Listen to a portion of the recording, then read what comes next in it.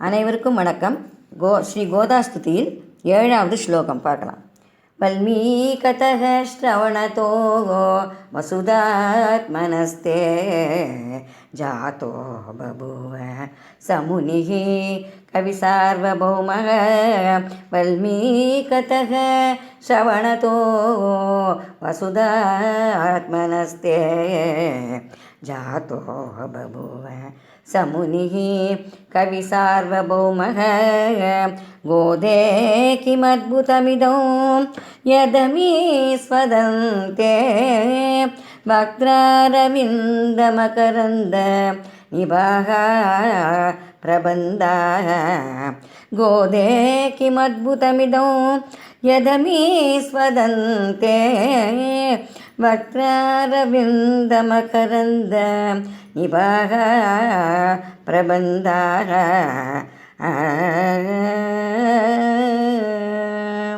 இனி பதார்த்தத்தை பார்ப்போம். கோதை பிராட்டியே, வசுதா ஆத்மனக பூமி தேவி ஆகிய, தே ஸ்ரவணத்தக உனது செவியாகிய, வல்மீகத்தக புற்றிலிருந்து, ஜாத்தக தோன்றிய, சக முனிகி அந்த வால்மீகி முனிவர், கவி சார்வபௌமக கவி சக்கரவர்த்தியாக, பபுவ ஆனார், பக்திர அரவிந்த திருமுகமாகிய தாமரையின், மகரந்த நிபாகா தேன் போன்ற, அமீ பிரபந்தாக இந்த பிரபந்தங்கள், ஸ்வதந்தே மிக இனிக்கின்றன, எது இதம் என்கிற இது, கிம் அத்புதம் என்ன ஆச்சரியம் அப்படிங்கிறார். இந்த ஸ்லோகத்தில் வால்மீகி திருவாக்கு இனிப்பதன் காரணம் என்ன, வால்மீகியின் திருவாக்கு இனிப்பதன் காரணம் என்ன அப்படிங்கிறத பற்றி சொல்கிறேன். வல்மீகம் என்றால் மண் புற்று அப்படின்னு அர்த்தம். அந்த புற்றிலிருந்து தோன்றிதால் வால்மீகி என பெயர் பெற்றார். வால்மீகி முன்னாடிலாம் வழிப்பறியும் கொலை குற்றமும் செஞ்சுன்னு வந்தார், பாவத்தொழில் செஞ்சுன்னு வந்தார். அவரை திருத்தணுங்கிறதுக்காக நாரதர் அவருக்கு ராமநாமத்தை உபதேசித்தார். அந்த ராமநாமத்தையே ஜபிச்சுட்டு வந்ததுனால அப்படியே அவர் மேலே புற்று மூடி போயிடுச்சு. ஒரு நாள் மழை பெஞ்சு அது கரைஞ்சதும் வெளியில் வந்தார். அதுக்கப்புறம் தான் அவர் திருவாக்கிலிருந்து ராமாயணம்ங்கிற மகாகாவியம் தோன்றியது. அந்த ராமாயணம் அமுதம் போன்று இனிமையாயும் பாவத்தை போக்குதாயும் இருக்கிறது. இதே போல் கம்பனும் தன்னுடைய கம்பராமாயணத்தில் சொல்கிறார், என்னென்ன பலன் கிடைக்கும் ராமங்கிற எழுத்தை சொன்னாக்க அப்படின்னு. நன்மையும் செல்வமும் நாடும் நல்குமே, திண்மையும் பாவமும் சிதைந்து தேயுமே. நன்மையும் செல்வமும் நாடும் நல்குமே, திண்மையும் பாவமும் சிதைந்து தேயுமே. சென்மமும் மரணமும் இன்றி தீருமே, சென்மமும் மரணமும் இன்றி தீருமே. இன்மையே ராம என்ற 2 எழுத்தினால், இன்மையே ராம என்ற 2 எழுத்தினால்.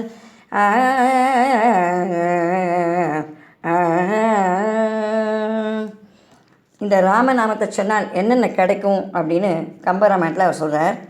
நன்மையும் செல்வமும் நாடும் கிடைக்குமே. செல்வம் அப்படின்னா என்னது, நற்செல்வன் தங்காய் அப்படிங்கிறா இல்லையா, அந்த நற்செல்வம்ங்கிறது கைங்கரியம், பகவத் கைங்கரியம்ங்கிறது கிடைக்குமா நமக்கு. அது நாளுக்கு நாள் நமக்கு பெருகும். அதே போல் பாவங்கள்லாம் சிதைந்து விடும், சிதைந்து தேயும். அதே போல் ஜென்மமும் மரணமும் இன்றி தீரும், அதாவது நமக்கு மோட்சம் கிடைக்கும், பிறவாமைங்கிறத கிடைக்கும் நமக்கு. எதனாலனா இந்த ராமங்கிற 2 எழுத்தினாலே அப்படிங்கிறார். துளசிதாசர் கூட ரா அப்படிங்கும்போது நமக்கு பாவங்கள்லாம் வெளியில் போயிடுறது, ம அப்படின்னு சொல்லும்போது புண்ணியங்கள்லாம் உள்ளே வந்துடுறது அப்படின்னு சொல்கிறார். அதே போல் தான் நம்ம ஆணு திறக்கும்போது கார்பன் டை ஆக்சைடு வெளியில் போகிறது, ம்னு மூடும்போது நிறைய ஆக்சிஜன்லாம் உள்ளே வந்துடுது. இந்த ஆக்சிஜன் நமக்கு உள்ளே வந்ததுனால் புத்துணர்ச்சி கிடைக்கிறது. புத்துணர்ச்சி கிடைச்சதும் நமக்கு நல்ல நல்ல சிந்தனைகள்லாம் வருது, பகவத் சிந்தனைகள்லாம் வருது, நல்ல விஷயங்கள்லாம் நமக்கு தோன்றுறது. அப்போ நல்ல காரியங்கள் செய்ய ஆரம்பிக்கிறோம், அதனால் புண்ணியம் கிடைக்கும். இந்த ராம அப்படிங்கிறத 3 தரம் சொன்னால் சஹஸ்ரநாமம் சொன்னதற்கு ஒப்பாகும் அப்படின்னு பரமசிவன் பார்வதி தேவிக்கு சொன்னார். இன்றும் கூட நம்ம என்ன பண்ணுறோம், ஸ்ரீராம ராம ராமேதி ரமே ராமே மனோரமே சஹஸ்ரநாம தத்துல்யம் ராமநாம வரானனே அப்படிங்கிற ஸ்லோகத்தை சொல்கிறோம். இதை பார்வதி தேவிக்கு பரமசிவன் சொன்னார். லகுவாக சொல்வதற்கு, சஹஸ்ரநாமத்தை லகுவாக சொல்வதற்கு இந்த சொல்லலாம் அப்படின்னு. அந்த ரா ம அப்படிங்கிற 2 எழுத்து சொன்னால் எப்படி சஹஸ்ரநாமம் சொன்னதுக்கு ஒப்பாகும் அப்படின்னு கேட்டால், இந்த வந்து வியஞ்சன் அப்படின்னு சொல்லுவாள் ஹிந்தியில் கன்னு. அதில் வந்து ஏ அப்படிங்கிற வரிசையில் ரேங்கிறது 2வது எழுத்து. அதே போல் ப ஃப ப ப ம அப்படிங்கிறதுல 5வது எழுத்து. இந்த 2ஐயும் 5ஐயும் பெருக்கினால் 10 வரும். இதை போல் 3 தடவை 10 × 10 × 10ன்னு பெருக்கினால் 1000 வருது. அதனால தான் ராம அப்படிங்கிற இந்த 2 வார்த்தைக்கு 3 தடவை சொன்னோமானால் சஹஸ்ரநாமம் சொன்னால் பலன் அப்படின்னு சொல்கிறேன். அதனால் நமக்கு வந்து நல்ல பலன் கிடைக்கிறது. இப்போ ராமாயணத்தில் வால்மீகி என்கிற குயில் மதுரமான ராமநாமத்தை நமக்கு காட்டியதால் அவர் வந்து வணங்கத்தக்கவர் ஆகிறார். வணங்கத்தக்கவரை வணங்குறோம், நம்ம போற்றுகிறோம். நம்ம இந்த மாதிரி ஒரு ராமாயண காவியத்தை கொடுத்தாருன்னு. ராமாயணம் ஆதி காவியம் அப்படிங்கிற புகழை பெற்றது. அதே போல் வால்மீகியும் கவிச்சக்கரவர்த்தி அப்படிங்கிற புகழ் பெற்றார். இந்த ராமாயணத்தில் சொல்லப்படாததே இல்லை அப்படின்னு சொல்லலாம். நம்ம வாழ்க்கைக்கு வேணுங்கிறது அத்தனையுமே ஒவ்வொருத்தர் மூலமாகவும் நமக்கு காண்பிச்சு கொடுத்துருக்கார். ராமனுடைய தர்ம பரிபாலனம், இது நமக்கு நம்ம தர்மம் பரிபாலனம் பண்ணணும் அப்படிங்கிறத காமிக்கிறது. சீத்தையோட பதிவிரதா தர்மம், அது நமக்கு வந்து தெரியறது, எப்படி ஒரு பெண் பதிவிரத்தையாக இருக்கணும் அப்படின்னு. கணவன் சொல்கிறதுக்கு சரியாக நம்மளும் நடந்துக்கணும் அப்படிங்கிறது. லக்ஷ்மணன் அவன் வந்து கைங்கரியம் பண்ணான், சர்வவித கைங்கரியம் பண்ணான். அகம் சர்வம் கரிஷ்யாமி அப்படின்னு சொல்லி அவளோட வந்தான். அந்த மாதிரி எல்லா வித கைங்கரியம் பண்ணான். நீக்கமில் அடிமை அப்படிங்கிறத அவன் செஞ்சான். இருந்தாலும் பகவானுடைய உகப்பு தெரிஞ்சு தான் செஞ்சானே தவிர அவனா தானாக செய்யலை. ஒரு தடவை ராமன் வந்து பஞ்சவட்டியில் குட்டியில் அமைக்கணும், பர்ணசாலை அமைக்கணும் அப்படின்னு சொன்னார். அப்போ வந்து லக்ஷ்மணா, உனக்கு எது வசதியாக இருக்கோ, எங்கே வசதியாக இருக்கோ அங்கே நீ வந்து இந்த குட்டியில் அமைக்கலாம் அப்படின்னு சொன்னார். அதுக்கு லக்ஷ்மணன் ஓன்னு அழுதான். ஏன்டா அழற, உனக்கு நல்லது தானே சொன்னேன் அப்படின்னு சொன்னார். இல்லை, நீ எனக்கு எஜமானன் இல்லையா, நீ கட்டளையிட்டு தான் நான் செய்யணும். ஒரு வேலைக்காரன் தானே தன் இஷ்டப்படி எதுவும் செய்யக்கூடாது. அதனால் நீ தான் எனக்கு கட்டளை இடணும் அப்படிங்கிறான். அப்படின்னா நீ வந்து எனக்கு பொறுப்பு ஏற்றுக்க மாட்டேன்னு அர்த்தமாகுது, நான் உன் பொறுப்பில் இல்லை அப்படின்னு அர்த்தமாகுது. நான் அப்புறம் என்ன பண்ணுவேன், நீ இல்லாமல் நான் என்ன பண்ணுவேன் அப்படின்னு கேட்குறான். அதனால் லக்ஷ்மணனும் ராமனுக்கு இசைந்ததை தான் செஞ்சான். அதே போல் பரதன் அவனும் வந்து பகவானுக்கு உறுப்புக்கு தகுந்ததை செஞ்சான். ராமன் அழைச்சின்னு வரத்துக்கு போனான். அப்போ ராமன் திரும்பி வர முடியாதுன்னு சொல்லி தன் பாதுகையை கொடுத்தார். அந்த பாதுகையை வைத்துக்கொண்டு பாதுகா ராஜ்யம் பண்ணிட்டு இருந்தான். அதுவும் வந்து ராமனுடைய உகப்புக்கு வேணுங்கிறது தான். ஏன்னா பகவான் உகந்தது அதுதான், பாதுகா ராஜ்யம் தான். அதை அவன் புரிஞ்சுண்டு செஞ்சான். அதனால் அவனும் வந்து சுயமே அடிமையாக இருந்தான். அடுத்தது சத்ருக்னன் வந்து பாகவத பக்தி தான் பகவத் பக்தியின் எல்லை நிலம் அப்படிங்கிறத காமிச்சு கொடுத்தான். எப்படின்னா பாகவத பக்தி பண்ணுறதுங்கிறது அவ்வளோ சொல்ல முடியாது, எல்லாராலையும் பண்ண முடியும்னு சொல்ல முடியாது. ஏன்னா அவளும் நம்மளை போல தானே இருக்கா அப்படின்னு நினைப்போம். இப்போ வந்து பரதன் சத்ருகன் எல்லாருமே ராஜகுமாராக தான் இருந்தாலும் பரதன் மேலே இவனுக்கு தனி ஒரு பக்தி இருந்தது. ஏன்னா ராமனையே கொண்டாடி கொண்டிருக்கும் பரதனை இவன் வந்து அவனிலேயே ராமனை பார்த்தான். தனியாக ராமனை பார்க்கணுங்கிற அவசியமே இவனுக்கு ஏற்படலை. அதே போல் சுமித்ரை சொல்கிறா லக்ஷ்மணன்கிட்ட, நீ கைங்கரியம் பண்ணும்போது ராமன் திருமுகத்தை பார்க்காதே, பார்த்தியானால் அந்த அழகில் மயங்கி கைங்கரியத்தை விட்டுடுவேன், அதனால் நீ பார்க்காதே அப்படிங்கிறான். லக்ஷ்மணனும் அந்த மாதிரி பகவானுடைய திருமுகத்தை பார்க்காமல் கைங்கரியம் செஞ்சான். அதே வார்த்தை தானே சத்ருகனுக்கும். ஏன்னா இவனும் சுமித்ரை பெற்ற பிள்ளை தானே. அதனால் அதையே புரிஞ்சுட்டு ராமனுங்கிற அழகில் அனுபவிக்காமல், அது ஒரு குற்றமாம், நீக்கமில் அடிமை அப்படிங்கிற இவனை, கோதில் அடிமை அப்படிங்கிற இவனை. ஏன் கேட்டால் கோதுங்கிறது குற்றம். என்ன கோது? ராமனுடைய அழகுங்கிறது ஒரு கோதான். ராமனுடைய அழகு ஒரு கோதா, ஒரு குற்றமா அப்படின்னா அவனுடைய அழகில் மயங்கிட்டால் கைங்கரியம் செய்ய முடியாது. அதுக்கு பேசாமல் பாகவதன் அவனையே கொண்டாடி கொண்டிருக்கிற பரதன் இருக்கானே, அவனையே நினைத்து கொண்டிருக்கிற பரதன், அவனுக்கு கைங்கரியம் பண்ணால் ராமனுக்கும் கைங்கரியம் பண்ணதாக ஆகும், ராமனுக்கும் பிரீத்தியை கொடுக்கும். அப்படிங்கிறதுனால சத்ருக்னன் அடியாருக்கு அடிமை செஞ்சான். நாமும் அவனை போல் பாகவத கைங்கரியம் செய்யணும் அப்படிங்கிறத தெரிவிக்கிறது. இவா மட்டுமா இப்படி இருந்தான்னா, குகன் இருக்கானே, அவன் எல்லாம் உன் சொத்து, இந்த ராஜ்யமே உன்னுடையது, நாங்கள்லாம் உன்னுடையவர்கள் அப்படின்னா, என்னையும் என் உடமையும் உன் சக்கரப்பரி ஒற்றிக்கொண்டு அப்படிங்கிற ஆழ்வார். அந்த மாதிரி எல்லாமே உன் சொத்துங்கிறான். இப்போ நம்ம கடைக்கு போகிறோம், ஒரு நகை வாங்குகிறோம், என்ன சொல்கிறோம்? நான் வாங்கினேன், 10,000 ரூபாய் கொடுத்து வாங்கினேன் அப்படிங்கிறோம். அது மாதிரி சொல்கிறது ரொம்ப தப்பு. பகவான் வாங்க வச்சான்னு சொல்லணும். இதே பணம் வேறு எதுக்காக செலவழிஞ்சிருந்தால் என்ன பண்ணியிருப்போம்? வேண்டாத செலவு வந்திருந்தாலும் என்ன பண்ணியிருப்போம்? அதனால் பகவான் வந்து நம்ம அனுபவிக்கணும் அப்படின்னு நம்ம நினச்சான், அதனால் நம்மளை வாங்க வச்சான். அதனால் பகவான் வாங்க வச்சான் அப்படின்னு சொல்லணும். அதே போல் எல்லாம் உன் சொத்துங்கிறப்பல அவன் இருந்தால் நாமும் அப்படி தான் இருக்கணும். அடுத்தது சுக்ரீவன் மகா விஸ்வாசம் வரணும் பகவானிடம் அப்படிங்கிறத காமிச்சான் நமக்கு. அதனால தான் அவன் சந்தேகப்பட்ட மாதிரி நடந்துனான். ஏன்னா நமக்கு மகா விஸ்வாசம் வரணும், பகவான் காப்பாற்றுவான், சரணமடைஞ்சால் பாவமெல்லாம் போகும் அப்படிங்கிறது நமக்கு தெரிஞ்சுக்க முடியும். எப்படின்னா, ஒரு இருட்டு ரூமில் அறையில் ஒரு விளக்கை ஏற்றி வச்சதும் உடனே அந்த இருட்டெல்லாம் போயிடுறது, வெளிச்சம் வருது. இதைத்தான் பெரியவர்கள்லாம் ஆச்சாரியர்கள்லாம் நமக்கு சொல்லுவாங்க உபமானம். ஏன்னு கேட்டால், பகவான் அப்படிப்பட்டவன் கிருப்பையா மாத்திரம், அவனுடைய கிருப்பை மட்டுமே நமக்கு அனுகிரகத்தை பண்ணுறதான், நம்முடைய பாவத்தை போக்குதான். அதே போல் சரணாகதி கத்தியத்தில் ராமானுஜர் கேட்குறார், என் பாவமெல்லாம் போச்சு அப்படிங்கிறத நான் எப்படி நம்புறதுன்னு. என்னுடைய கிருப்பையால் தான் போயிருக்கு, மற்றபடி வேறு எதுவும் இல்லை அப்படின்னு சொல்கிறார். அந்த மாதிரி நமக்கு பகவானுடைய கிருப்பை இருக்குது அப்படிங்கிறத மகா விஸ்வாசம் வேணும். அதே போல் விபீஷணன் எல்லாத்தையும் திறந்துட்டு வந்தான். அவன் மனசாலேயும் திறந்துட்டு வந்தான், வெறுமனை எல்லாத்தையும் விட்டுட்டு மட்டும் வந்தேன். மனதாலும் திறக்கணும். நாமும் அது போல் மனத்தாலேயும் பகவான்கிட்ட பரநியாசம்னு பண்ணிட்டோன்னா மனத்தாலேயும் பரத்தை அவனிடம் ஒப்பிக்கணும். வேறு ஏதாவது கவலையெல்லாம் படக்கூடாது. வாழும் சோம்பரை உகத்தி போலுங்கிற தொண்டரடிப்படி ஆழ்வார். அந்த மாதிரி வாழும் சோம்பராக இருக்கணும். அவன் பார்த்துப்பான் எல்லாம் அப்படின்னு தான் நம்ம இருக்கணும் அப்படிங்கிறத இந்த ராமாயணத்துலேயே நம்ம தெரிஞ்சுக்கிறோம். இப்படி ஒவ்வொருட்டமிருந்தும் நம்ம ஒன்று ஒன்று தெரிஞ்சுக்கிறோம். இப்போ இவர் சொல்கிறார், தேசிகன் சொல்கிறார், பூமியின் காதான புற்றிலிருந்து தோன்றிய வால்மீகி கவிச்சக்கரவர்த்தி என புகழ் பெற்றார். நீ சாட்சாத் பூமி தேவின் அம்சம் ஆனதால் உன் திருமுகத்திலிருந்து வெளிவந்த பிரபந்தங்கள் தாமரையிலிருந்து பெருகும் தேன் போல எம்பெருமானுக்கும் உலக மக்களுக்கும் திவ்ய அமிர்தமாய் விளங்கி பரமோபோக்கியமாய் இருப்பதில் என்ன ஆச்சரியம்மா? இது ஒரு ஆச்சரியம் இல்லையே. ராமாயணமே இவ்வளோ இனிக்கிறது. அதாவது வேதமே ராமனாக அவதரித்ததுன்னு சொல்லுவா பெரியவாள்லாம். அந்த வேதத்துக்கே வித்து இந்த திருப்பாவை, வேதத்துக்கே வித்தான திருப்பாவையானதுனால வித்து எப்படி இருக்கும், வித்து எப்படி இருக்கோ அப்படி தான் அந்த காய் பழமெல்லாம் இருக்கும். அந்த வித்தே இனிக்கும் போது அந்த பழமெல்லாம் இனிக்காமல் இருக்குமா அப்படின்னு சொல்லி இவர் சொல்கிறார். இது 8வது ஸ்லோகம்.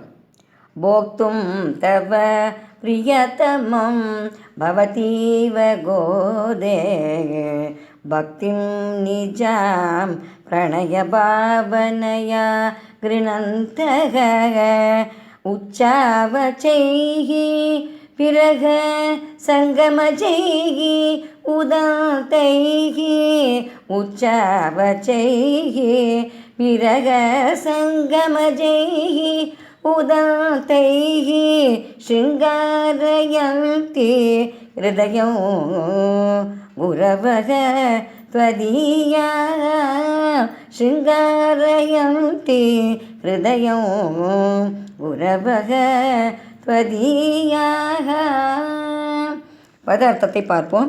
கோதை பிராட்டியே, त्वदीयाः குரவக, உன் தந்தையான பெரியாழ்வார் முதலிய பெரியோர்கள், தவ பிரியதமம், உனக்கு மிக பிரியனான பகவானை, பவதீவ இவ, உன்னைப் போல், போக்தும் அனுபவிப்பதற்கு, நிஜாம் தங்களுடையதான, பக்தியை பிரணய பாவனையா காதலாக பாவித்து, கிருணந்தக பேசுபவர்களாய், உச்சாவச்சைகி பல்வகைப்பட்ட, விரக சங்கமஜைகி பிரிதல் கூடுதல் இவற்றை பற்றியனவான, உதந்தைகி வரலாற்று பேச்சுக்களால், ஹிருதயம் தங்கள் உள்ளத்தை, ஸ்ருங்காரயந்தி ஸ்ருங்கார ரசமுடையதாக்கி கொள்கின்றனர் அப்படின்னு சொல்கிறார் இங்கே தேசிகன். இங்கே இந்த ஸ்லோகத்தில் ஆழ்வார்கள் பகவத் அனுபவத்தில் கோதையை அனுகரித்தல், இவெல்லாம் கோதையை அனுகரிக்கிறாளாம். ஏன்னா இவெல்லாம் பிறவியில் ஆண் மக்கள், அதனால் பெண் தன்மை ஏறிட்டு இவெல்லாம் பாசுரங்கள்லாம் பாடியிருக்கா. பெரியாழ்வார் தாய் பாவத்தில் கிருஷ்ணனை அனுபவிச்சிருக்கார். முதல்ல திருப்பல்லாண்டு பாடினார். பொங்கும் பரிவால் திருப்பல்லாண்டு பாடினதுனால அவருக்கு தாய் பாவம் மேலிட்டு கொடுத்து ரொம்ப அதிகமாச்சான். அதனால் அவர் எல்லா பாசுரமுமே பிள்ளைத்தமிழாக ஒரு குழந்தைய எப்படி சீராட்டி பாராட்டி பாலூட்டி வளர்ப்பாளோ அந்த மாதிரி கண்ணன் அனுபவிச்சிருக்கார் இவருடைய பாசுரங்கள்லாம் அப்படி தாய் பாவமாகவே, யசோதை பாவமாகவே இருக்குது. 3ஆம் பத்தில் 6ஆம் திருமொழி வரைக்கும் அப்படி இருக்குது, கண்ணன் அனுபவிச்சிருக்கார். அதே போல் நம்மாழ்வாரும் பெண் தன்மை மேலிட்டு, அதாவது ரொம்ப விரக தாபம் தாங்காமல் போகும்போது, பகவானை பிரிஞ்சது தாங்க முடியல அப்படிங்கிற போது அவருக்கு தானாகவே பெண் தன்மை மேலிடுகிறது. அதாவது ஆண்கள்லாம் தைரியமானவான்னு பேர், ஆனால் அவள்லாம் தைரியத்தை இழந்துட்டாளானால் அவளுக்கும் இந்த பெண் தன்மை வந்து விடுகிறது. அதே போல் இவருக்கு பராங்குஷ நாயகி அப்படின்னு சொல்லுவாள், இந்த மாதிரி நாயகி பாவத்தில் பாசுரம் பாடியிருக்கும்போது. அதே போல் கலியன் அப்படின்னு சொல்கிற திருமங்கை ஆழ்வாரும் பரகார நாயகி அப்படிங்கிற பேரோட அவரும் மடலூர் அதெல்லாம் பண்ணியிருக்கார். அதோடு இல்லாமல் திருநாகை சவுந்தரராஜனை பற்றி அவருடைய அழகில் மயங்கி அவரும் ஒரு பெண் தன்மையிட்டு தன் தோழியிடம் அதை வர்ணிப்பதாக பாடியிருக்கார். இப்போ நம்ம பெரியாழ்வாரை பார்ப்போம். தோழியாக தோழியாகவும் உருவப்படுத்தி பாடியிருக்கார் நம்மாழ்வார். 3 விதமாக பாடியிருக்கார். தோழியாகவும், நாயகி பாவமும், தாய் பாசுரமாகவும் பாடியிருக்கார். இப்போ பெரியாழ்வார் தாய் பாசுரமாக மட்டுமே பாடியிருக்கார். அதை நம்ம அனுபவிப்போம். சீதக்கடலுள் அமுதன்ன தேவகி கோதை குழலாள் அசோதைக்கு போத்தந்த பேதை குழவி பிடித்து சுவை துண்ணும் பாத கமலங்கள் காணீரே பவளவாயீர் வந்து காணீரே. அதாவது குழந்தை இந்த மகாலட்சுமி போல அதுக்கு ஈக்குவலானவளாம் அந்த தேவகி, அதுக்கு ஒப்பானவளாம். அந்த தேவகி பெற்ற குழந்தையை யசோதையிடம் கொடுத்துருக்கிறாள்.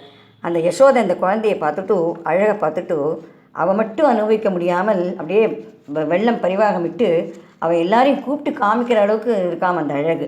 அதான் சுவாது ஏகோன புஞ்சீத அப்படின்னு சொல்லுவாள். அந்த மாதிரி தனியாக அனுபவிக்கக்கூடாது எந்த நல்லதையும். நாமும் பெருமாளிடம் சேவிக்கும்போது, பெருமாளை போய் பார்க்கும்போது 4 பேரோட போய் அவனுடைய அழகையும் திருக்குணங்களையும் ஒருத்தருக்கு பேசிண்டு சேவிக்கணும். ஏன்னா அவனோட அழகு அப்படிப்பட்டது, நம்ம தனியாக ஒருத்தரால் தாங்கிக்க முடியாது. அது மாதிரி இங்கே எல்லாரையும் கூப்பிட்டு காமிக்கிறான். பக்கத்தில் இருக்கிற ஆட்சியர்கள் எல்லாரையும் கூப்பிட்டு காமிக்கிறான். முதல்ல பாத சேவை பண்ணி வைக்கிறான். ஏன்னா முதல்ல பாத சேவை தான் நம்ம சேவிக்கணும், பாதத்தை தான் சேவிக்கணும் நம்ம. அதனால் இவ்வளோ முதல்ல பாதத்தை காமிக்கிறான். இங்கே இந்த பாதங்கள்லாம் பாருங்கடி, குஞ்சு பாதமாக இருக்குது, நல்ல ரோஸ் கலராக இருக்குது, சிவந்த கலராக இருக்குது, நல்லா அழகாக இருக்குது. இந்த விரல்கள்லாம் முத்து முத்தாக இருக்குது, அதில் பவழம் கொத்தா மாதிரி நகங்கள்லாம் இருக்குது. எவ்வளோ அழகாக இருக்குது பாருங்கடி. பாருங்கொடி பாருங்கொடி, செவ்வந்த வாயை உடையவர்களே பாருங்கோ அப்படிங்கிறான். அந்த மாதிரி இந்த பாசுரங்கள்லாம் இவர் பாடியிருக்கார். இது மட்டும் இல்லை, ஒவ்வொரு பாசுரமுமே கண்ணனை இவர் எப்படி தாலாட்டி பாராட்டி பண்ணியிருக்காரோ அதெல்லாம் நாமும் அதை அனுபவிக்க தகுந்த மாதிரி நாமே அந்த குழந்தையை வளர்த்தா மாதிரி ஒரு எண்ணம் வரும்படி பாடியிருக்கார் அவர். அதாவது தொட்டிலில் காண்பிச்சார். அடுத்தது தாலாட்டு பாடினார். மாணிக்கம் கட்டி வைரமிடை கட்டின்னு பாடினார். அதுக்கப்புறம் அம்புலி கடுதோடி வா அப்படின்னு குழந்தையை கூப்பிட்டு அம்புலி வா வா அப்படின்னு சொல்லி குழந்தைக்கு காமிக்கிறார். அம்புலி பருவம். அதுக்கப்புறம் ஆடுக செங்கீரை அப்படின்னு மடியில் உட்காந்துச்சுன்னு இப்படி ஆடும் குழந்தை, அந்த பருவத்தையும் பாடியிருக்கார். அப்புறம் தளர் நடை நடவானோ அப்படின்னு பாடியிருக்கார். அதான் நடந்து வரமாட்டானா, என்ன அழகு நடந்து வரான் பற்றியா, பத்தக்கா நடந்து வரான் பார். அவன் ஒரு கால் ஒரு பக்கம் வைக்கிறான், ஒரு கால் இன்னொரு பக்கம் போகிறது, எவ்வளோ அழகாக நடந்து வரான் பார் அப்படிங்கிறார். அதுக்கப்புறம் ஆடுக செங்கீரை, கொட்டாய் சப்பாணி கையை 2 பேரும் கொட்டி கொட்டி விளையாடுறது, கோவிந்தா கோவிந்தா விளையாடுறது. அந்த மாதிரிலாம் கையை 2 கையையும் சேர்த்து குழந்தைய இப்படி தட்ட வைக்கிறது, அந்த மாதிரி பண்ணுறார் அவர். அச்சோ அப்படிங்கிறார். குழந்தை கட்டிக்கிறதான், அதை அச்சோ என்ன அழகு அப்படிங்கிறார். அப்புறம் புறம் புல்குவான் அப்படிங்கிறார். முதுகை கட்டிக்கிறதான் குழந்தை. அப்போ புறம் புல்குவான் அப்படின்னு பாடுறார். அழகாக முதுகை கட்டிக்கிறானே அப்படின்னு. அப்பூச்சி காட்டுகிறான்னா குழந்தை விளையாடும்போது இந்த கண் அப்படி மேலே எமையை தூக்கி வைப்பான். அந்த மாதிரி அப்பூச்சி காட்டுகிறான் விளையாடுவான். ஆனால் கண்ணன் அப்படி விளையாட மாட்டானான். என்ன பண்ணுவான்னா 2 கையும் சங்கு சக்கரம் வச்சுருக்கிற மாதிரி காமிப்பானான். அதை காமிச்சா குழந்தைலாம் ஐயோ என்னமோ தெரியல, யாரோ தெரியலேன்னு பயப்படுமா. அந்த மாதிரி பயமுறுத்துவானா. அது அப்பூச்சி காட்டுகின்றான். அந்த பருவத்தெல்லாம் வர்ணிக்கிறார். முலையுநாயே. அப்புறம் காது குத்தணுமே அப்படிங்கிறார் யசோதை. ஐயோ வலிக்குமே அப்படிங்கிறான் கண்ணன். அதெல்லாம் ஒன்றும் வலிக்காது, உன்னை சின்ன குழந்தையாக இருக்கும்போதே காது குத்தாமல் விட்டுட்டேன், அது என் தப்புப்பா அப்படிங்கிறான். நீ தான் என்னை கட்டி போட்டிய உரல்ல, அப்போ எல்லோரும் பார்த்து சிரித்தாளே, அப்போ நான் அவளுக்கெல்லாம் நீ ஒன்றுமே சொல்லலையே, பதில் சொல்லலையே, அதனால் நான் காது குத்திக்க மாட்டேன் அப்படின்னு சொல்லி குழந்தை அழறானா. அதுக்கு யசோதை சமாதானம் சொல்கிறான். நீ காது குத்தின்டா அவளாம் சிரிக்க மாட்டா, அதனால் காது குத்திக்கோ, நீ காது குத்திக்காதனால தான் அவளாம் சிரிச்சா அப்படின்னு சொல்லி நிச்சயமாக காது குத்த வைக்கிறாள். அதே போல் நீராட வாராய் அப்படின்னு கூப்பிட்றா. புழுதியோடு இருக்கியப்பா, நப்பின்னை காணில் சிரிக்கும் நீ தீர்த்தாமடவா அப்படிங்கிறா. இன்று நீ பிறந்த திருவோணம் தீர்த்தாமடவா அப்படிங்கிறா. அதுக்கப்புறம் குழல் வாராய் அக்காக்காய். இப்போ தலையை குளிப்பாட்டியாச்சு, தலையெல்லாம் வாரணும், நல்லா காஞ்சி படுத்து வாரணும். அதுக்கு சீப்பெடுத்து வாடுறான். அது வாரிக்க மாட்டேங்கிறது. எனக்கு இப்போவே நான் மாடு மேய்க்க போகணும் அப்படிங்கிறது. இல்லை உனக்கு கோல் வேணும், ஏன் மாடு மேய்க்க, அது இந்த காக்கா கொண்டு வரும் அப்படின்னு சொல்லி அந்த காக்காயை குழல் வாராய் அக்காக்காய் கோல் கொண்டு வா அப்படின்னு சொல்கிறான். அடுத்தது கோல் கொண்டு வா அப்படின்னு சொல்லி கேட்குறான் அந்த காக்காயை. அப்புறம் பூச்சி விட்ட வாராயத்தால் பின்னியாச்சு, இப்போ பூச்சி விடணும். பூச்சி விட்டிக்கலாம் வா கண்ணா, பூச்சி விட்ட வாராய் அப்படிங்கிறான். அப்புறம் காப்பிட வாராய், சாயந்தரம் நேரமாச்சு, உனக்கு திருஷ்டி சுற்றணும், காப்பிடணும் வா அப்படின்னு கூப்பிட்றான். அப்புறம் போதராயே அப்படின்னு பாடுறாரு. போதராயின்னா எல்லோரும் குற்றம் சொல்கிறான், இவள்கிட்ட குறை சொல்கிறான். இந்த மாதிரி உன் மகன் இப்படிலாம் இருக்கான், உன் மகனை கூவாய் அப்படின்னு. அப்போ இவன் போகாதே, அங்கெல்லாம் யார் வீட்டுக்கும் போகாதே அப்படின்னு சொல்லி போதராயே அப்படிங்கிறான். அதுக்கப்புறமா குழல் ஊதும் சிறப்பு பற்றி பாடுறார். வானத்திலேருந்தெல்லாம் அந்த மங்கையர்கள்லாம் கூட உன்னுடைய குழலூதத்தை கேட்குறா பாரு, மயங்கி போய் அவள் நடனம் ஆடுறதையும் விட்டுட்டு அவள் பாடுறதையும் விட்டுட்டு உன்னுடைய குழலை வந்து கேட்குறா, அப்படி இருக்குது உன்னுடைய குழல் ஊதும் ஓசை அப்படின்னு. அந்த மாதிரி இப்படி பாடுறார். 3ஆம் பத்தில் 6ஆம் திருமொழி வரைக்கும் கண்ணன் அனுபவிக்கிறார். இப்படிலாம் இப்படி நமக்கு கண்ணனை நம்மளே வளர்த்தா மாதிரி ஒரு பாவம் ஏற்படுறது. அதுக்கப்புறம் நம்மாழ்வார் இங்கே நான் முன்னாடி சொன்னது போல் தாய் பாசுரமாக பாடியிருக்கார். அதாவது நாயகி பாசுரமாக பாடுறார்.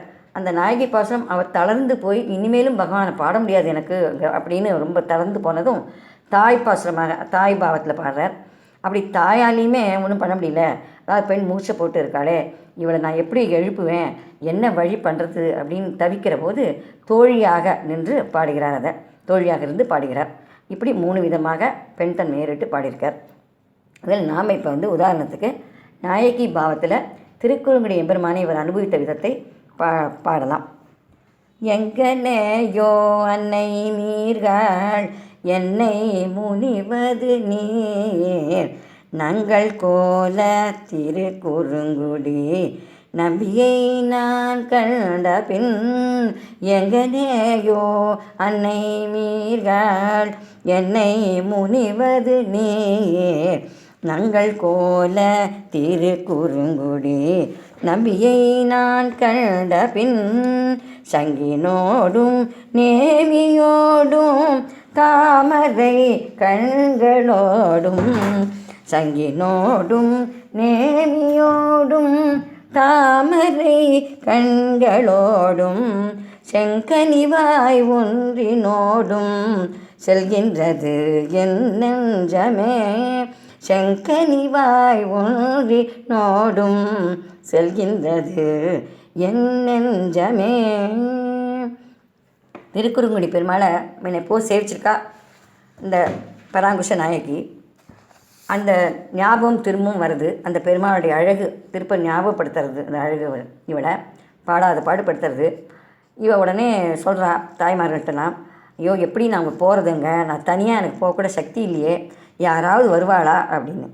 அப்போ அவள் தாய்மாரெலாம் சொல்கிறாளாம், நாங்களும் தான் திருக்குறுங்குடி பெருமாளை தரிசித்திருக்கிறோம் இதுக்கு முன்னாடி. ஆனால் அவனை தரிசிக்காமல் இப்போது நீ படுகிற வேதனையை போல் நாங்கள்லாம் படலையே. அதனால் உன் பெண்மைக்கும் அடக்கத்துக்கும் ஏற்றபடி நீ பொறுமை காக்க வேண்டும் அப்படிங்கிறான். அதுக்கு பராங்குஷ நாயகி சொல்கிறா, தாய்மார்களே, உங்களுக்கு அந்த திருமாலுடைய மேன்மையும் வடிவழகும் குணங்களும் முழுவதும் தெரியாது. ஆனால் நானும் அவற்றை முற்றிலுமாக அறிந்திருக்கிறேன். நன்னா தெரியும் எனக்கு. அதனால்தான் அவனை தரிசிக்காமல் இப்போது வேதனைப்படுகிறேன் அப்படிங்கிறான். அது மட்டுமா, அவனை பாடச் சொல்லி அவனை பற்றி நினைக்க சொல்லி சொன்னதே நீங்கள் தானே. எங்கனே என்னை முனிவது நீர், என்னத்துக்கு என்ன கோச்சிக்கிறேன், நீங்கள்லாம் தானே வந்து எனக்கு சொல்லி கொடுத்துருக்கேள் பெருமாள் சேவிக்கணும், பாவதர்கள் அடியார்களுடைய கூட நெருங்கி பழகணும் அப்படின்னு சொல்லி அவன் கதையெல்லாம் சொல்லி எனக்கு ஏற்படுத்தி விட்டுருக்கேள் பக்தியை. அப்போ நீங்கள் உங்களையே கோச்சிக்கோங்க, என்னை கோச்சிக்காதேங்கோ அப்படிங்கிற. அதே போல் அவனுடைய அழகு இருக்கே, அது அந்த பாடுபடுத்துறது. அதனால் அவனோட அழகை கோச்சிக்கோங்க, என்ன கோச்சிக்காதேங்கோ அப்படிங்கிற. என்னை முனிவது நீர், என்னத்து கோச்சிக்கிறேள் அப்படிங்கிறார். அதோட அந்த நம்பி திருப்பியும் போய் இன்னொரு தடவை சேவிக்கணும் போல் இருக்குது அப்படின்னு எத்தனையோ பேர் வந்து ஒரு திவ்ய தேசத்தையும் நிறைய தடவை போய் சேவிக்கிறோம். நம்மலாம் இந்த உற்சவம் சேவிக்கல, அந்த உற்சவம் சேவிக்கல, பெருமாள் இந்த உற்சவத்தில் எப்படி இருப்பார், அந்த உற்சவத்தில் என்ன அலங்காரம், இப்படிலாம் சேவிக்க ஆசை வரும். அதனால் போய் சேவிப்போம். அதுவும் இல்லாட்டாலுமே அந்த பெருமாளை சேவிக்கணும்னே திரும்ப திரும்ப போய் சேவிப்போம். அதுபோல் ஆழ்வார்க்கும் தான் இந்த திருக்குறுங்குடி எம்பெருமானை போய் சேவிக்கணும் அப்படின்னு ஒரு ஆசை வருது. அதுக்கு காரணம் சொல்கிறார். அந்த திருக்குறுங்குடியில் கோவில் கொண்டிருக்கும் நம்பியை நீங்களும் தரிசித்திருக்கிறீர்கள். அந்த திருக்குறுங்குடி ரம்யமான பிரதேசம். அந்த ஊரில் இருக்கிற அழகை நம்பி கோயில் கொண்டிருக்கிறான்னா அவனும் பரிபூர்ண திருகுணங்கள் உடையவன், அழகானவன். இப்படி இருக்கச்சே இதெல்லாம் காரணமாக இருக்கும்போது அவனை தரிசிக்காமல் இருக்க முடியுமோ, அவனை ஆசைப்படாமல் இருக்க முடியுமோ அப்படிங்கிற. அது மட்டுமா, அழகுக்கு அழகு சேர்ப்பது போல் பெருமாளின் கைகளில் சங்கு சக்கரங்கள்லாம் இருக்குது, வச்சுருக்க விளங்குகின்றன. சிவந்த தாமரை பூவின் மீது அமர்ந்திருக்கும் வெண்மையான அன்னப்பட்சியை போல திருமாலுடைய செந்தாமரை கையில் வெண்சங்கு விளங்குகிறது அப்படிங்கிற. அது தாமரையில் வெண்சங்குங்கிறது அன்னப்பட்சி போல் இருக்கான். அவருடைய செந்தாமரை கைகளில் அன்னப்பட்சி இருக்கா மாதிரி இருக்கான் அந்த சங்கு. அதே போல் தான் ஆண்டாளும் நாச்சியார் திருமொழியில் செங்கமல நான்மலர் மேல் தேனுகுரம் அன்னம் போலுங்கிறான். அதாவது சங்கை பற்றி பாடுறா. கற்பூரம் நாருமோ கமலப்பூ நாருமோங்கிறதுல அதில் வந்து நீ வந்து அந்த சங்கு எப்படி இருக்குதுன்னா தாமரை மலர் மேலே உட்காந்துருக்கிற அன்னப்பட்சி மாதிரி இருக்குதுன்னு அவளும் சொல்கிறான். அதே இங்கே ஆழ்வாரும் சொல்கிறார். அந்த மாதிரி இருக்குது. அந்த சங்கு வெண்மை நிறமாக இருக்குது. அது வந்து சுத்த சத்வத்தை போதிக்கிறது, பிரணவத்தை போதிக்கிறது, நமக்கு நல்ல குணம் ஏற்படுத்துறது. அப்படி இருந்துச்சு அந்த சங்கு சேவிக்காமல் இருக்க முடியுமா? அப்புறம் சக்கரம் இருக்கே, அது சூரிய கோட்டி பிரகாசமாக பொன்னிறமாக விளங்குகிறது. பகவானுடைய நிறமோ நீல நிறம், வெண்சங்கு, பொன்னிறமான இந்த சக்கரம், இந்த வண்ணக்கலவையெல்லாம் என் மனசை விட்டு நீங்கலை, அப்படியே இருக்குது, பார்த்துட்டே இருக்கணும் போல இருக்குது. இது மட்டுமா, அவனுடைய கண்கள் பாரு எப்படி சிரிக்கிறது, செந்தாமரை கண்கள், அது நான் உன்னுடையவன் அப்படின்னு சொல்கிறா போல இருக்குது. நீங்களாம் பாருங்களேன், எப்பவுமே கண்களில் தான் தெரியும் நம்ம சந்தோஷமாக இருக்கோமா வருத்தப்படுறோமா அப்படிங்கிறது. கண்கள் பேசும் அப்படின்னு சொல்லுவார். கண்கள்லேயே தெரியும் நம்ம எப்படி இருக்கோம், மனசுக்குள்ளே எப்படி இருக்கோம் அப்படின்னு. அந்த மாதிரி பகவான் வந்து நமக்கு காமிக்கிறான் பாரு, நான் உன்னுடையவன் அப்படின்னு. அவன் கண்ணாலேயே தெரியுறது, கண்ணை பார்த்தாலே அவன் புருஷோத்தமன்னு தெரியுறது, பரமாத்மான்னு தெரியுறது. அதை நீங்கள்லாம் பார்க்கலையா அப்படிங்கிறான். அதுக்கப்புறம் அவனுடைய உதடு இருக்கே, செவ்வாய் இருக்கே, அந்த செங்கனி வாய், அது வந்து ஏதோ பேச வருது, மா சுச்சகன்னு சொல்கிறது, அந்த மாதிரி இருக்குது எனக்கு. அதாவது கவலைப்படாதே அப்படின்னு சொல்கிற மாதிரி இருக்குது எனக்கு. நீங்கள்லாம் அதெல்லாம் கவனிக்கவே இல்லையே அப்படிங்கிறான். இந்த மாதிரி வேறு எதுவுமே வேண்டாம், பகவானை சேவிச்சுன்னு இருந்தாலே போகிறோம், இந்த உலகத்தில் வேறு எதுவுமே தேவை கிடையாது, என்னால் அவனை விட்டு நீங்கி வர முடியலையே, வெளியில் வர முடியலையே அப்படின்னு சொல்லி வருத்தப்பட்டுறாப்புல சொல்கிறார் இந்த பாசுரத்தில். அதே போல் இந்த திருமங்கை ஆழும் திருநாகை வந்து சௌந்தரராஜ பெருமாளுடைய அழகில் ஈடுபட்டு அது என்ன படாத பாடுபடுத்துறது பாரு என்ன அப்படிங்கிறார். அது இங்கேருந்து இந்த குழந்தை 6ஆம் முதனை போன்று இருக்கிறார் அப்படிங்கிறார். ஒவ்வொரு பாசுரத்துலேயும் ஒவ்வொரு திவ்யதேச பெருமாள் போல இருக்கார் அப்படின்னு சொல்கிறார். அந்த மாதிரி இங்கேயும் வந்து திருக்குழந்தை 6ஆம் முதனை போல தெரிகிறார் அப்படிங்கிறார். ஆனால் இவர் யுவாவாகவும் இல்லையே, யுவா மாதிரி இல்லையே அப்படிங்கிறார். அதில் தான் இந்த பாடலை பார்ப்போம். தோடவிழ் நீல மனம் கொடுக்கும் சூழ் புனல் சூழ் குடந்தை கிடந்த சேடர் கொள்கின்று தெரிக்க மாட்டேன் செஞ்சுடராழியும் சங்கும் ஏந்தி பாடகமெல் அடியார் வணங்க பன்மணி முத்தோடு இலங்கு சோதி ஆடகம் பூண்டு ஒரு 4 தோளும் அச்சோ ஒருவ அழகியவா ஆடகம் பூண்டு ஒரு 4 தோளும் அச்சோ ஒருவர் அழகியவா. இப்படிலாம் கஷ்டப்பட்டு பெண் பாவனை வரைத்து கொள்ள வேண்டியிருக்கு அவளுக்கெல்லாம், ஆழ்வார்களுக்கெல்லாம். அப்படி இருக்கும்போது ஆண்டாளே, தேசியம் சொல்கிறார், ஆண்டாளே உனக்கு எம்பெருமானிடம் உள்ள அனுபவம் இத்தகையது என்று எங்களால் பேசப்போமோ அப்படிங்கிறார். அதாவது உனக்கு எத்தனை அனுபவம் இருக்கும் பகவானிடம், உன் இனிமையான குரலாலும் இனிமையான குணத்தாலும் உன்னுடைய ஸ்ரீசுக்திகளாலும் அந்த பாசுரங்கள்லாம் அவ்வளோ இனிக்கும். அப்படிப்பட்டதை பகவான் கேட்கறதுக்கு எவ்வளோ ஆனந்தப்படுவான். இவாளெலாம் கஷ்டப்பட்டு பெண் குரல் வர வேண்டியிருக்கு, இவளுக்கு பெண் தன்மை வர வேண்டியிருக்கு, இப்படிலாம் வரவழைச்சிக்க வேண்டியிருக்கு. இப்போ ஒரு மோனோ ஆக்டிங் பண்ணுறான்னா அவள் எல்லா விதமாகவும் நடிக்கணும். அதாவது ஆண் குரலாகவும் பேசணும், பெண் குரலாகவும் பேசணும், ஒரு பறவை குரலாகவும் பேசணும், அந்த மாதிரி பண்ண வேண்டியிருக்கு ஆழ்வார்களுக்கெல்லாம். அவளே எல்லா பாவமும் தானான பாவமாகவும் அதே போல் பெண் தன்மையும் ஏறிட்டு ஒரு தாய் பாசுரமாகவும் இப்படிலாம் பாட கஷ்டப்பட்டிருக்கா அவள்லாம். கோதே உனக்கு இதெல்லாம் எவ்வளோ கை வந்தது, நீ இந்த கஷ்டமே பட வேண்டியதில்லை அப்படின்னு சொல்லி கோதையை வாழ்த்துக்கிறார். 9வது ஸ்லோகத்தை பார்க்கலாம். மாதः சமுத்திதவதீம் அதிவிஷ்ணு சித்தம் விஸ்வோபஜீவ்யமமிருதம் வச்சசா துகானாம். மாதः சமுத்திதவதீம் அதிவிஷ்ணு சித்தம் விஸ்வோபஜீவ்யமமிருதம் வச்சசா துகானாம். தாபஸ்சிதம் ஹிமருச்சேரிவ மூர்த்திமான்யாம். தாபஸ்சிதம் ஹிமருச்சேரிவ மூர்த்திமான்யாம். சந்தக பயோதி துஹிதுः சகஜாம் விதுஸ்த்வாம். சந்தக பயோதி துஹிதுः சகஜாம் விதுஸ்த்வாம். பதார்த்தத்தை பார்ப்போம்.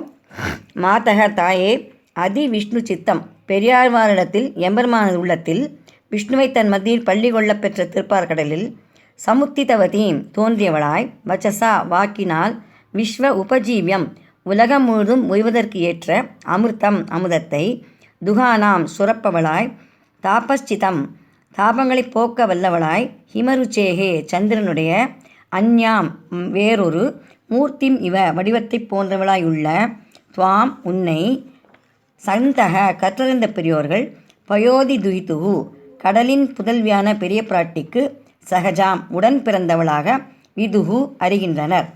இந்த ஸ்லோகத்தில் வேதாந்த தேசிகர் கோதைக்கு பெரிய பிராட்டியோடு ஒற்றுமைப்படுத்தி சொல்லியிருக்கார். முதல்ல கோதைக்கு நேரடியாக பெரிய பிராட்டியோடு ஒற்றுமையை பற்றி சொல்லலை, சந்திரனோடு ஒப்பிட்டு அதற்கு பிறகு பெரிய பிராட்டியோடு ஒப்பிட்டு பேசியிருக்கார். சந்திரனோடு ஒப்பிடுவானேன் அப்படின்னு கேட்டால், சகஜக அப்படின்னா உடன் பிறந்தவள்னு சொல்கிறார். அப்போ சந்திரனோடு ஒப்பிட்டால் தானே அவனும் உடன் பிறந்தவன் ஆகிறான் மகாலட்சுமிக்கு.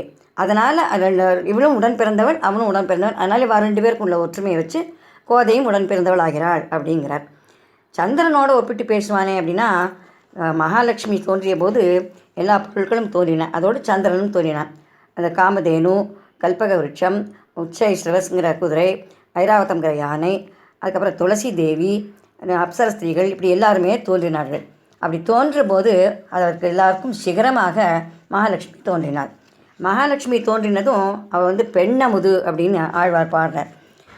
அண்ணல் செய்தலை கடல் கடைந்ததனுள் கண்ணுதல் நஞ்சுன கண்டவனே, அண்ணல் செய்தலை கடல் கடைந்ததனுள் கண்ணுதல் நஞ்சுன கண்டவனே, விண்ணவர முதுன அமுதில் வரும் பெண்ணமுதுண்டயம் பெருமானே, விண்ணவர முதுன அமுதில் வரும் பெண்ணமுதுண்டயம் பெருமானே அப்படின்னு பாடுறார். அதாவது பெண் அமுதாம், அந்த பெண் அமுது தோன்றினத்தினால எல்லாருக்கும் அந்த அமுதத்தன்மை வந்துடுத்து அப்படிங்கிறார். சந்திரனுக்கும் அந்த அமுதத்தன்மை வந்துடுத்து. அதே போல் மங்களத்தன்மையும் வந்துடுறது எல்லாத்துக்குமே. மகாலட்சுமி மங்கள ரூபிணி, அதனால் எல்லாருக்குமே அந்த தன்மையை, தன்னுடைய தன்மையை கொடுத்து விடுகிறாள். அதுபோல் சந்திரன் இப்போ கோதை பிராட்டியோட எப்படி சம்மந்தப்பட்டிருக்கு அப்படின்னு பார்க்கலாம், எப்படி ஒற்றுமை இருக்குது அப்படின்னு பார்க்கலாம். இதை தேசிகரே வர்ணிக்கிறார். இதில் கோதை பிராட்டி சந்திரனில் மற்றொரு வடிவம் போன்றவள் அப்படிங்கிறார். அதாவது சந்திரனை போல இன்னொரு வடிவம் இவள் அப்படிங்கிறார். விஷ்ணுவின் மனதில் இருந்து தோன்றியவன் சந்திரன். அதாவது பகவானுடைய மனசு எப்படி இருக்குன்னா குளிர்ச்சியாக இருக்கும். அதனால தான் இந்த சந்திரனுக்கும் இந்த குளிர்ச்சி கிடைக்கிறது. எப்படி மகாலட்சுமி கிட்டேருந்து அமுதம் கிடைச்சதோ அதுபோல் பகவானிடமிருந்து குளிர்ச்சி கிடைத்தது இவனுக்கு. அதோட பெரிய பிராட்டியே ஏன் பகவானுடைய வட்டஸ்தலத்தை விரும்பினா அப்படின்னு கேட்டால், அதுக்கு நம்ம 45ஆம் ஐஷங்கர் நிர்வாகம் பண்ணுறார். என்ன சொல்கிறாருன்னா, அவள் இருக்கிற அந்த தாமரை விடவே இந்த வட்சஸ்தலம் ரொம்ப குளிர்ச்சியாகவும் நறுமணம் பொருந்தியதாகவும் மென்மையாகவும் இருக்கான். அதனால தான் அதை விட்டு அகலகில்லே நிறைமென்றுன்னு இருக்காளாம் அப்படின்னு அவர் சொல்கிறார். அப்படி ஒரு குளிர்ச்சியான ஒரு மனதை உடையவர் பகவான். அதனால தான் சந்திரனுக்கும் அந்த குளிர்ச்சி இருக்குது. அதே போல் கோதையும் விஷ்ணு சித்தர் என்கிற பெரியாழ்வாருக்கு செல்வ புதல்வியாய் அவதரித்தாள். ஒரு பாயிண்ட்டு. 2வது பாயிண்ட், சந்திரன் உலகில் உள்ளோர் அனைவருக்கும் அமுதம் என்னும் நிலவை பொழிகிறான். அதே போல் கோதாதேவி எல்லா ஜாதியினரும் உய்யும்படி ஸ்ரீசுக்தி என்னும் அமுதத்தை தன் திருவாக்கினால் சுரந்துள்ளாள். அதே போல் 3வது பாயிண்ட், சந்திரன் தன் கிரணங்களால் தன்னை காண்பவர்களின் சரீர தாபத்தை ஒழிக்கின்றான். அதாவது பகல் முழுக்க வெயில்னால் தாபப்பட்டிருக்கா, உழைப்புனாலேயும் தாபப்பட்டிருக்கா, ரொம்ப களைச்சி போயிருக்கா. இந்த களைப்பெல்லாம் இந்த சந்திரன் வந்ததும் நீங்கி போயிடுறது. ஏன்னா குளிர்ச்சியான நிலவை பொழிகிறான். அதனால் எல்லா தாபமும் நீங்கி போயிடுறது அவளுக்கு. அதே போல் இந்த கோதையின் ஸ்ரீசுக்திகளாலும் அவளுடைய அழகிய திருமேனி காட்சியாலும் மக்களின் சம்சார தாபத்தை ஒழிக்கின்றாள். அவளுடைய ஸ்ரீசுக்தி எப்படிப்பட்டதுன்னா, நம்மளாம் இந்த உலகத்தில் உயரத்துக்கான வழியை காமிக்கிறது, சம்சார தாபத்தை போக்குவது. அதே போல் நமக்கு அவளோட ஸ்ரீசுக்திலாம் இந்த உலகத்துலேருந்து நமக்கு நன்மை செய்யக்கூடியது, உலகத்தை விட்டு நமக்கு மோட்சம் கிடைக்கிறதுக்கு வழி காமிக்கிறது. அப்படிப்பட்ட சம்சார தாபத்தை ஒழிக்கின்றார்கள். இவ்வாறு சந்திரனை ஒத்த உன்னை கற்றுணர்ந்த பெரியோர்கள் கடலில் அவதரித்த பெரிய பிராட்டிக்கு உடன் பிறந்தவளாக கருதுகின்றனர் அப்படிங்கிறார். அதாவது சந்திரனை போல் எல்லா விதத்திலும் இருக்காள் கோதை, அதனால் இவளும் உடன் பிறந்தவள் ஆகிறாள் அப்படிங்கிறார். ஏன் சந்திரனை போல அப்படின்னு இவர் சொல்லணும் அப்படின்னு கேட்டால், சந்திரன் கூட பிறந்த சந்திரனுக்கு இத்தனை இருக்குன்னா, இப்போ கோதை பிராட்டி அவளும் மனுஷி, இவளை போல பெரிய பிராட்டி போல் பூமி பிராட்டியின் அம்சம். அப்போ அவளுக்கும் எத்தனை இருக்கும், அதே போல் இருக்கும், தாயாருக்கும் இருக்கும் அப்படிங்கிறத காமிக்கிறதுக்காகத்தான் சந்திரனை காமிச்சு சொல்கிறாளே தவிர சந்திரனுக்கும் கோதைக்கும் நேரடியான ஒப்பு சொல்லலை. ஏன்னா சந்திரனுக்கும் இப்படி கிடைக்கிறது அப்படிங்கிறது தான் இங்கே காமிக்கிறது. அப்போ கடலில் பிறந்த சந்திரன் உடன் பிறந்தவனாலின் அவனை ஒத்த நீயும் அவனுக்கு உடன் பிறந்தவளாவது பொருத்தம் தானே அப்படிங்கிற. அதோடு இல்லை, விஷ்ணு சித்தன் மத்தியில் தன்னோட மனது மத்தியில் பள்ளி கொள்ள பெற்ற திருப்பார்கடலில் பெரிய பிராட்டி தோன்றியதால் அவளும் விஷ்ணு சித்தத்தில் பிறந்தவள் அப்படிங்கிற முறையிலேயும் இந்த கோதை அவளுக்கு உடன் பிறந்தவள் ஆகிறாள் அப்படிங்கிறார். எப்படி விஷ்ணு சித்தருடைய மனசில் எப்படி மகாலட்சுமி இப்போ இருக்கா அப்படின்னு கேட்டால், அந்த விஷ்ணு சித்தரே ஏதாவது பெரியாழ்வாரே ஒரு பாசுரத்தில் சொல்கிறார். அரவத்தமளியினோடும் அழகிய பார்க்கடலோடும் அரவிந்த பாவையும் தானும் அகம்படி வந்து புகுந்து அரவத்து அமளியினோடும் அழகிய பார்க்கடலோடும் அரவிந்த பாவையும் தானும் அகம்படி வந்து புகுந்து பறவை திரை பலமோத பள்ளி கொள்கின்ற பிரானை பரவுகின்றான் விட்டு சித்தன் பட்டினங்காவல் பொருட்டே. பறவை திரை பலமோத பள்ளி கொள்கின்ற பிரானை பரவுகின்றான் விட்டு சித்தன் பட்டினங்காவல் பொருட்டே. அரவத்தமிழினோடும், அதாவது பாம்பு படுக்க அதோடு சேர்ந்து பார்க்கடலோடையும் தன்னுடைய குடும்பத்தோடு வந்து இங்கே பரிவாரங்களோடு வந்து தன்னுடைய மனசில் குடியிருக்கானாம் இந்த பகவான் அப்படிங்கிறார். அப்படிப்பட்ட அந்த பகவானுக்கு வந்து நான் வந்து என்னை காப்பாற்றுறான் அப்படிங்கிறார். அதாவது நெய்க்குடத்தை பற்றி எறும்புகள் போல்ங்கிற பாசுரத்தில் 5ஆம் திருமொழியில் 2 வருது.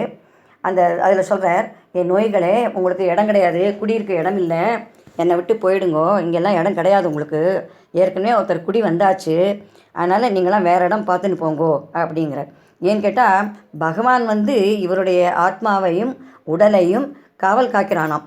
இவரை வந்து வேறு எந்த விதத்துலையும் இவரை வந்து யாரும் கெடுக்க முடியாதபடிக்கும், வேறு யாரையும் இவரை தீண்ட முடியாதபடிக்கும் பகவானே வந்து காவல் காக்கிறானாம்.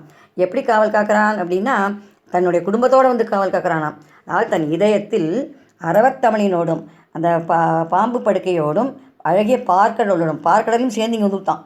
அங்கே இல்லையா பார்க்கடல், இவருடைய நெஞ்சத்தில் இருக்கான்.